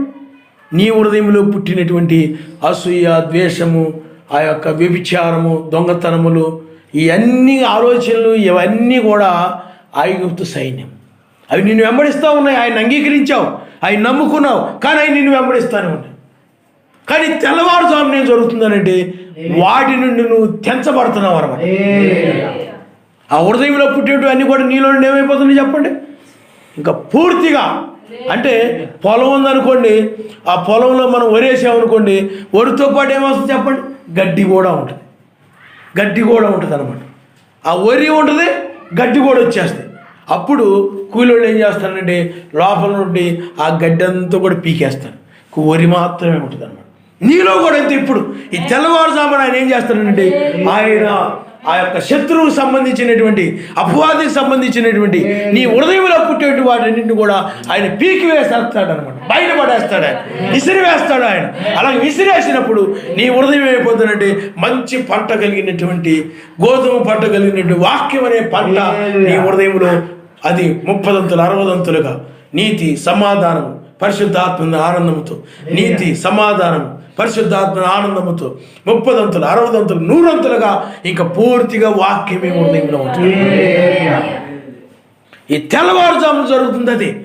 ఎప్పుడైతే అలాగ అయిపోతావో, ఎప్పుడైతే పూర్తిగా ఆ విధంగా మారిపోతావో, ఇంకా గడ్డి, పిచ్చి మొక్కలు, లోపల ముళ్ళ మొక్కలు కానీ ఏమైనా కానీ అవి అసూయ, ద్వేషం అలాంటివి లోపల లేకుండా పూర్తిగా తీసివేయబడతాయి. తెల్లవారుజామున పెరిగి వేయబడతాయి. అప్పుడు నీలో ఇంకెక్కడ గడ్డి కనపడదు, పిచ్చి మొక్కలు కనపడవు. అంటే నీలో ఇంకెక్కడ దురాలోచనలు కనపడవు, జారత్వము కనపడదు, దొంగతనాలు ఆలోచనలు కనపడవు, నరహత్యలు, వ్యభిచారాలతో కూడిన ఆలోచనలు, లోభత్వము కానీ, అంటే పిసిరిగొడ్డితనం, అలాగే చెడుతనములు కానీ, కృత్రిమమును, కామ వికారమును, మత్సరమును, ఇవి కూడా 13 ఉంటాయి. ఎలోహిమును అలాంటి అహంకారము, అవివేకము, ఎలోహిమును దూషించడము, లేకపోతే దూషణ, ఇలాంటివన్నీ కూడా ఇంకా మరి ఏమి కనబడకుండా ఉంటాయి. పూర్తిగా వాక్యముతో ఉంటుంది అనమాట ఆ హృదయం. మీకు అర్థమైందా? వాక్యముతో ప్రకాశిస్తూ ఉంటుంది, వాక్యం వెలుగుతూ ఉంటుంది, పగలు గలే ఆ హృదయం ఉంటుంది. ఎందుకంటే వేకు నక్షత్రము ఈ సమయంలో పని ఏమిటంటే నీలో ఉన్నటువంటి ఆ యొక్క ఐగుప్తు సైన్యం వంటి వారి నుండి నిన్ను వేరు చేసి పైకి తీసుకుని వెళ్ళాడు ఆయన. ఇలాంటి వాటి నుండి కూడా వేరు చేసి ఏం చేయండి చెప్పండి? నిన్ను నీ హృదయాన్ని నుండి వేరు చేసి నిన్ను మహిమ శరీరంతో పైకి తీసుకున్నాడు. వెళ్ళడం వాళ్ళు ఎర్ర సముద్రం దగ్గరికి వెళ్ళారు, ఒడ్డుకి వెళ్ళారు. నీవైతే మధ్య ఆకాశాన్ని కొనిపో. ఆయన నామనిస్తాను. హల్లెలూయా. అప్పుడు భూమి మీదకి మోషే ఏలియాలు వస్తారు. సూర్యుడు ఉదయించినట్లుగా మోషే ఏలియాలు వస్తారు. అప్పుడు నీ హృదయంలో పుట్టే ఆ దయ్యపు ఆత్మలన్నీ కూడా అవి బయట ఉన్నాయి కాబట్టి అవి అలాగే లోకస్తులు అందరూ కూడా నాశనం చేయబడతారు. కాబట్టి ఇప్పుడు నువ్వేం అడగాలి? నా హృదయమును నాయన ఆ యొక్క దయ్యపు ఆత్మ నుండి, ఆ హృదయంలో పుట్టే దురాలోచన నుండి నన్ను రక్షించు నాయన. ఆయన హల్లెలూయా. అప్పుడైనట్లయితే వాళ్ళు వెలుపల వాటి గురించి ప్రార్థించారు రక్షించమని. ఇప్పుడు నీవు లోపల నుండి నిన్ను అపవిత్రపరిచేటువంటి ఉన్నాయే వాటి నుండి నన్ను విమోచించు నాయనా. అవి నా హృదయంలో ఉండకుండా అలాంటి వాక్య వ్యతిరేకమైన వాటి నుండి నన్ను రక్షించు నాయనా. ఎందుకు రక్షించాలనంటే అవి ఉంటే నువ్వు ఉగ్రతలో ఉండిపోతావు, అవి ఉంటే నువ్వు విడిచిపెట్టబడిపోతావు, అవి ఉంటే నువ్వు లోకస్తులతో పాటు ఉగ్రతలో పడిపోతావు. కాబట్టి ఆ ఉగ్రతలో పడిపోకుండా ఉండాలంటే ఈ హృదయంలో పుట్టేటువంటి అపవిత్రమైన వాటి నుండి నువ్వు విమోచించబడాలి, రక్షించబడాలి. అందువలన ఈ తెల్లవారుజామున ఏమైపోతా ఉందనంటే ఆ యొక్క ఐగుప్తు సంబంధమైనటువంటి ఆ యొక్క అసూయ, ద్వేషము, వ్యభిచారములు, దొంగతనములు, ఆ లోభత్వము, ఇలాంటి ఆ చెడుతనములు ఇవన్నీ కూడా నీ నుండి ఐగుప్తు సైన్యం ఎలాగైతే తెల్లవారుజామున ఇశ్రాయేలు ఎలాగైతే వేరైపోయారో ఇప్పుడు నీవు కూడా ఈ హృదయంలో పుట్టేటువంటి ఆ యొక్క హృదయాన్ని అపవిత్రపరిచేటువంటి వాటి నుండి నీ హృదయము ఇక దూరం అయిపోతుంది, పూర్తిగా వాక్యం అయిపోయి దూరం అయిపోతుంది. ఇంకా వాక్యముతో ఉంటుంది, పూర్తిగా దూరం అయిపోయి పైకి కొనిపోబడదు. ఆయన కాబట్టి నువ్వు దేని గురించి మొరపెట్టాలి? దేని గురించి? నాయనా నా ఎలోహిము, నా ఎలోహిం నన్ను రక్షింపుము, నా ఎలోహిం నన్ను రక్షింపుము. దేని నుండి? నీ హృదయంలో పుట్టేటి వాటి నుండి. వేకు నక్షత్రమా నాలో బాగా ప్రకాశించుము. ఆయనే పరిశుద్ధాత్మ నాలో బాగా ప్రకాశించిన ఆయన. ఎంతగా ప్రకాశించాలనంటే ఆ యొక్క అసూయ, ద్వేషము, ఆ చీకటి సంబంధమైన ఏవి కూడా నాలో లేకుండా ప్రకాశించు. అందుకనే చూడండి, ఆ తెల్లవారుజామున ఐగుప్తు సైన్యము చీకటికి సాదృశ్యంగా ఉంది. అలాగే లోతు దినాల్లో కూడా చీకటి, ఆ సొదొమ గొమొర్రా చీకటికి సాదృశ్యంగా ఉంది. అందుకనే ఒకవైపు వేకో నక్షత్రం ఉదయించింది, ఐగుప్తు సైన్యము ఆ యొక్క ఐగుప్తు సైన్యం వస్తూ ఉంది. చూడండి, వాళ్ళు తెల్లవారుజామున ఏం జరుగుతుందనండి, చీకటి అలా వెళ్ళిపోతూ ఉంది, ఐగుప్తు నుండి అలా వేరైపోతూ ఉన్నారు. రెండు జరుగుతూ ఉన్నాయి. ఆయన నమ్మరిస్తారు. హల్లెలూయా. కాబట్టి ఇప్పుడు కూడా నీలో ఏం జరుగుతుంది? అప్పుడు వేకు నక్షత్రం ఉదయించినప్పుడు ప్రకృతిలో జరిగినట్టుగా జరుగుతుంటుంది అనమాట. చీకటి నీ హృదయాన్ని విడిచిపెట్టి వెళ్ళిపోతూ ఉంటుంది వర్తమానాన్ని బట్టి. చీకటి నీ వర్తమానాన్ని బట్టి ఏమైపోతుంది చెప్పండి? వెళ్ళిపోతూ ఉంటుంది. ఆ వెళ్ళిపోతూ ఉన్నప్పుడు అది పూర్తిగా వెళ్ళిపోయిన తర్వాత అప్పుడు సూర్యుడు కనపడతాడు. నీలోను కూడా ఆ నీతి, సమాధానం, పరిశుద్ధాత్మ, ఆనందం వచ్చినప్పుడు అది పగలైపోయి ఉంటుంది. ఇంకా సూర్యుని యొక్క వెలుగు ఎలా ఉంటుందో, ఆ పగలు ఎలా ఉంటుందో అలా నీ హృదయం అలా మారి అప్పుడు మధ్యాకాశంలో అన్ని సూర్యుని కలుసుకుంటావు. ఆయన హల్లెలూయా, హల్లెలూయా. అందుకనే నీ హృదయంలో ప్రకృతిలో ఎలాగైతే వేకు చుక్క ఉదయించినప్పుడు చీకటి పోయి ఆ యొక్క భూమి మీదకి వెలుగు వస్తుందో అలాగే నీ హృదయములో కూడా ఈ యొక్క చీకటి పోయి ఆ తర్వాత వెలుగు నీలోనికి వస్తూ ఉంటుంది. వేకు వెలుగు నీలోనికి వచ్చినప్పుడు చూడండి, వాళ్ళు ఎర్ర సముద్రము దాటి వెళ్ళిన తర్వాత సూర్యుడు ఉదయించాడు. నీవు కూడా ఈ చీకటిని విడిచి ఆ మధ్యాకాశానికి వెళ్ళినప్పుడు అక్కడ ఆయన నీతి సూర్యుడు ఉదయిస్తాడు. అంటే మోషే ఏలియాల రంగం మీదకి వస్తాడు. ఒక మార్పు జరుగుతూ ఉంది. ఆ చీకటి ఏమిటి చెప్పండి? నీ హృదయంలో పుట్టి. ఇప్పుడు హృదయము లో జరుగుతూ ఉంది యుద్ధము. ఆయనే పరిశుద్ధాత్మగా వాక్యముగా ఆయన నీ హృదయంలో ఉండి ఆయన ఏం చేస్తున్నాడంటే వీటి మీద ఆయన యుద్ధం చేస్తూ ఉంటాడు. అందుకని నీ హృదయంలో పోరాటం జరుగుతూ ఉంటుంది. నీ హృదయంలో ఏం జరుగుతుంది చెప్పండి? పోరాటం. సర్వశక్తిమంతుడేమో వాక్యాన్ని తీసుకొస్తుంటాడు. ఇదిగో ఉగ్రత రాబోతూ ఉంది, నీలో ఉన్న అసూయని తీసేసుకో అని చెప్తూ ఉంటాడు సర్వశక్తిమంతుడు. లోపల దైవం ఏం చేస్తుంటుంది? అది కదా దైవం ఏం చేస్తుంటుంది?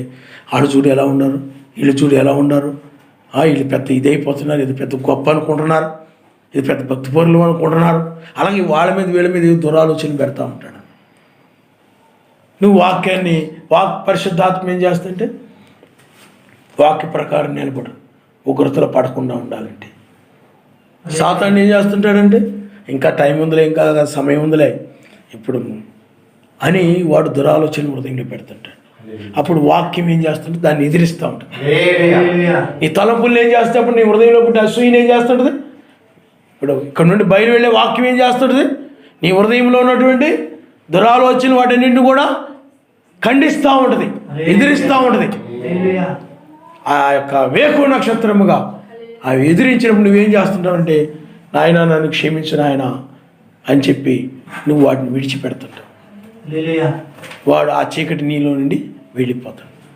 నువ్వు ఇప్పుడు వెలుగుగా మారిపోయి, అందుకని అంటాడు నేను లోకమునికి వెలుగై ఉన్నాను అంటాడు. ఆయన వాక్యంగా మారిపోతాడు. ఆ పొలంలో ఆ గడ్డంతా బయటికి తీసేస్తే అది స్వచ్ఛమైనదిగా ఉంటుంది అనమాట. అందుకే ముడత మచ్చ కళంకం ఏమీ లేని ఒక స్వచ్ఛమైన వ్యక్తిగా నీవు ఉంటావు. అందుకని నీతి సూర్యు వేకు నక్షత్రం అనగా నీతి సూర్యుని యొక్క రాజ్యము. ఇప్పుడు ఆయన తన రాజ్యముతో, నీతి సూర్యుడు తన రాజ్యముతో వచ్చాడని వేకు నక్షత్రం తెలియజేస్తాం. ఒక త్రికోణం నీతి సూర్యుడు అయితే ఒక త్రికోణము రాజ్యం. ఇప్పుడు ఆయన నీతి సూర్యుని రాజ్యము నీలో ప్రకాశిస్తాం. అప్పుడు పగలులాగా ఉంటుంది అనమాట, వెలుగుగా. ఆయన నీలో తన రాజ్యముతో ప్రకాశిస్తూ ఉంటాడు. ఆయన వేకు నక్షత్రం అంటది. వేకు నక్షత్రంగా ఆయన వచ్చాడనంటే నీతి సూర్యుడు తన రాజ్యముతో నీలోకి వచ్చేసాడు. ఆయనే వేకు నక్షత్రం. వేకు నక్షత్రం అనగా షాలేము రాజ్యము. ఆ రాజ్యానికి రాజు ఆయనే. అందుకని ఒక త్రికోణము రాజు అయితే ఒక త్రికోణము నక్షత్రం, రాజ్యము. అందువల్ల షాలేము రాజ్యం ఇప్పుడు నీలో ప్రకాశిస్తాం.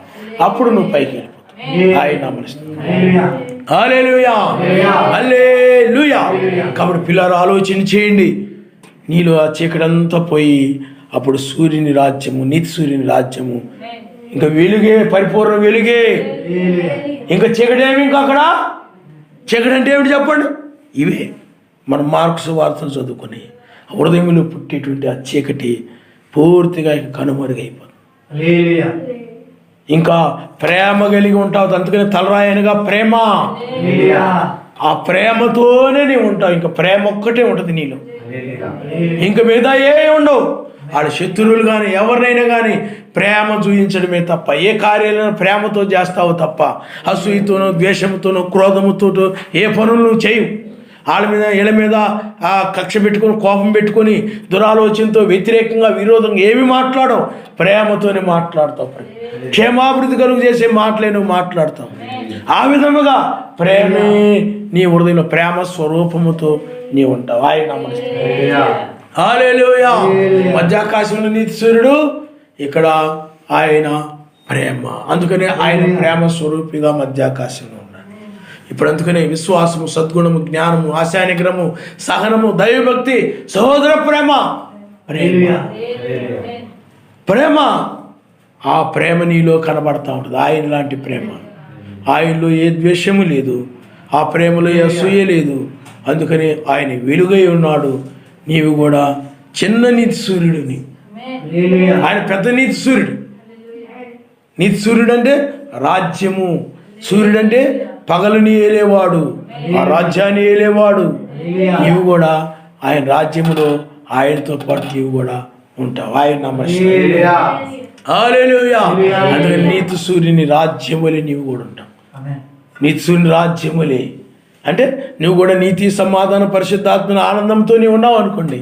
అప్పుడు నీవు కూడా నీతి సూర్యుని రాజ్యములే ఉన్నట్టు. ఇంకా ఆయనకి నీకు మధ్య ఏ విరోధము, ఏ చీకటి ఉండదు, ఏ ఐగుప్తు సైన్యము ఇక ఉండదు. కానీ నీవు ఈ విధంగా వాక్యముతో వెళ్ళిపోతూ ఉంటావు. అందుకని నీ తెల్లవారుజామున హృదయములో జరుగుతూ ఉంది. చీకటి వెళ్ళిపోవడం, పగలు రావడం, సేమ్ హృదయంలో జరుగుతాం. ప్రకృతి జరిగిందే నీలో జరుగుతాం. నువ్వు ఎప్పుడైతే వాళ్ళు ఎర్ర సముద్రం ఒడ్డుకు వెళ్ళారు, మనకు ఎర్ర సముద్రం అంటే ఏమిటి? నీతి, సమాధానం, పరిశుద్ధాత్మ, అంటే ఆయన రాజ్యంలోనే ప్రవేశించడం. ఆ రాజ్యంలో ప్రవేశించగానే నీతి, సమాధానం, పరిశుద్ధాత్మ ఆనందం కలంగానే నువ్వు పైకి వెళ్ళిపోతావు. మధ్య ఆకాశంలో నీతి సూర్యుని కలుసుకుంటావు. ఇక్కడ భూమి మీద శ్రమలు వచ్చేస్తాయి. అది జరగబోతాం. కాబట్టి పిల్లలు ఆలోచించేయండి. మనం ముగింపులో ఉన్నాం. కాబట్టి ఇప్పుడు యావే, నా యావే నన్ను రక్షింపము, ఆయన నామనిస్తాం. దేని నుండి రక్షణ చెప్పండి? హృదయములో జరుగుతున్నట్టు, హృదయములో ఉన్న చీకటి నుండి విడిపించిన ఆయన. దాని నుండి రక్షించది నీ శత్రువు. అది నువ్వు కలిగి ఉన్నట్లయితే ఆ శత్రువుతో పాటు నువ్వు కూడా విడిచిపెట్టబడతావు. దాని నుండి నేను విడిపించిన ఆయన. ఎందుకంటే ఆ శత్రువు నుండి బయటకు వచ్చాడు, ఉగ్రత నుండి బయటకు వచ్చినట్టే, రక్షించబడినట్టే. ఆ శత్రువు నుండి కనుక నువ్వు రక్షించబడకపోయినట్లయితే, బయటికి రాకపోయినట్లయితే నువ్వు ఉగ్రతలో ఉండిపోతావు. కాబట్టి తల ఉంచుకోండి, మనం ప్రార్థన చేసాం. నీ హృదయంలో నా భయంకరమైన ఐగుప్తు సైన్యము నశించిందా? వారు బయటికి వెళ్ళిపోయారా? నిన్ను విడిచిపెట్టి వెళ్ళిపోయారా? ఆ అసూయ, ఆ ద్వేషము, ఆ చెడ్డ ఆలోచనలు, అవన్నీ కూడా నీ నుండి బయటికి వెళ్ళిపోయినాయా? ఆ చీకటి బయటికి వెళ్ళిపోయిందా? ఐగుప్తు సైన్యము నుండి వాళ్ళు వేరే అయిపోయారు. ఇప్పుడు కూడా నువ్వు ఆ చీకటి నుండి వేరే అయిపోయే సమయం ఇది. నీ హృదయంలో ఉన్న చీకటి ఎదుటి వాళ్ళ కంట్లో ఉన్న నలుసును చూడడం కాదు, నీ మనసులో, నీ కన్నుల్లో ఉన్న దూలాన్ని నువ్వు చూడు. హృదయంలో ఆ చీకటి అంతా పోయి పరిపూర్ణమైన పగలు రావాలి, వెలుగు రావాలి. అది వాక్య వెలుగు. వాక్యం అనగా ఆయనే. వాక్యము తప్ప నీ హృదయంలో గచ్చపదలు, ముళ్ళ తప్పులు, ఈ ఎలాంటి దురాలోచనలు ఏమి కూడా నీ హృదయంలో ఇక ఉండకుండా నువ్వు వాక్యం మీదే మనసు పెడతావు తప్ప ఇంకా మిగతా వేటి మీద కూడా నువ్వు మనసు పెట్టవు. హృదయంలో నా శత్రువు, అవి అపవాదికి సంబంధించినవి. అవి